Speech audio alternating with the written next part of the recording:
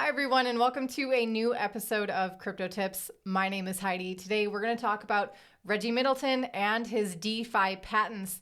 There's a lot to get into. You know I have a lot of thoughts on this, and that's what I'm going to get into in this video, so let's go.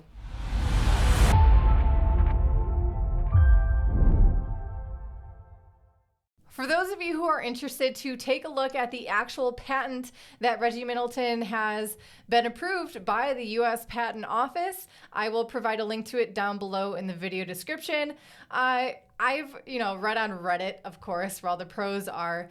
A lot of people have a lot of thoughts on this patent and how it could possibly be implemented, more likely how it could not possibly be implemented. There's a lot of things to take into account here. So right off the bat, I'm just going to briefly go over what this patent is about and how it is probably not easily implemented, but most importantly, later on in this video, please stick around because I'm going to talk about my thoughts on patents and, actions speak louder than words. I don't care whose face is behind this. I don't care who this person is, what his past is. What's most important is what he's doing right now. And there's a lot to say about it and his intentions and his involvement in this cryptocurrency space as a whole. So let's get into the patents as it is right now. So this man, Reggie Middleton, he did a live AMA on December 10th of 2021, where he calls this patent the Aboriginal DeFi patent. I'm using air quotes here because he himself is saying, I call it DeFi, but it's not really DeFi. And he also says that he alleges to have invented DeFi. There's a lot of legal language going on here, and it's important to pay attention to. He says that the invention is called DeFi or Decentralized finance, but really the invention is peer-to-peer capital markets. So obviously, that's a very vague term, and how this cryptocurrency space is evolving is a lot of different projects involve that in some way at this point, even if it's purely DeFi, even if it's not. In fact, within this interview, he says that the thing closest to what his patent defines is the Lightning Network. And if you compare what the Lightning Network is doing compared to traditional DeFi, you think of Uniswap, Aave, decentralized finance means lending, farming, passive income creation from peer-to-peer transactions on the blockchain. I know that's super vague language, and that's pretty much the extent of this patent. I've had linked to the actual patent for those of you who want to read it thoroughly and in its entirety. But coming from the words from himself, right off the bat in this live AMA, I'm at minute 157, for example, when he first starts describing this, and he's starting off kind of weak, in my opinion. Immediately, I'm thinking this is a huge marketing scheme to get Veritasium back on the talking boards and the talking heads. I'm talking about it here. Reggie Middleton is a highly scoring Google Analytics term to be using for SEO topics on YouTube videos and on blog posts. So everyone wants to know what the heck is going on. And so here I am giving my 2 cents. Here's the most important thing, right? Is that he's saying himself, he's speculating. He is not declaring it as fact that he has invented DeFi. That's from his own mouth. For those of you who want to know how DeFi even can exist, it's thanks to the tool that is called smart contracts. This one was first publicly described by Nick Szabo in 1997, about 15 years before this guy Reggie Middleton came on the scene, and far before Bitcoin was even ever launched. 12 years before Bitcoin was launched. So Nick Szabo is a pretty cool guy, and he's got he actually has a great blog if you guys want to check it out. It's called Unenumerated. Again, I can put a link to it down below in the video description. Whether or not Nick Szabo is Satoshi or not, I'm not going to discuss this here. The point is, Reggie Middleton did not invent DeFi because he did not invent smart contracts. DeFi could not exist without a smart contract, first and foremost. Now let's get into the logistics of having a patent. It means that You have ownership over an idea, a product, whatever, a logo, brand, whatever. And anyone that is trying to take that idea, product, logo, and use it for their own benefit monetarily or whatever, there's some legal issues at hand there. Maybe you're going to probably owe some money and you will have to cease and desist, usually. So, what does that mean for blockchain technology? How is this implemented in the realm of open source community and code, permissionless functionality of a blockchain, the immutability of a blockchain, not to mention pseudonymous coders, developers that are actually running the code, making the changes to the code. If someone is found to be infringing on Reggie Middleton's DeFi patent, how can they turn back time on their blockchain to make things right, to erase what was happening? They can't. How can he enforce that they don't continue on that path in the future? He can't. If they are, again, pseudonymous, he would essentially have to either dox whoever is the main developer, if there is a God mode or admin key, or he will have to systematically take down every miner that is helping to support the network that is, again, infringing on his patent. A lot of this is just simply unenforceable.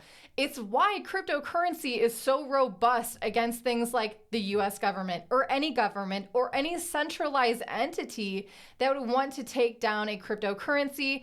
Its decentralization is its number one defense. And furthermore, let's talk about this whole concept, the philosophy of trying to implement a patent again in this open source community where, there's this beautiful thing called the Cypherpunk movement, which allowed Bitcoin to even come into existence at all. Anonymous individuals working voluntarily hours of their time to come to continue to build products that will provide you and I the ability to protect our privacy online.